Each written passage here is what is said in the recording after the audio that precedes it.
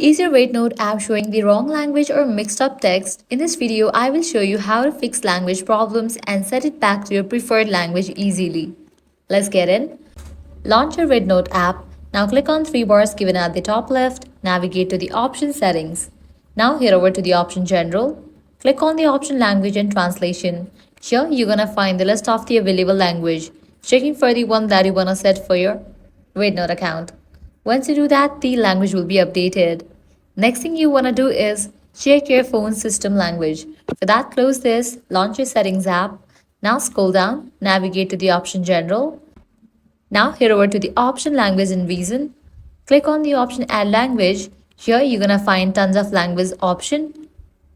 You can check in for the language that you wanna set for your RedNote app.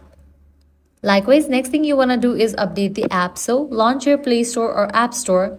Then search for the app RedNote. After app appears, if you find the option of update, just click on it and update the app to its latest version.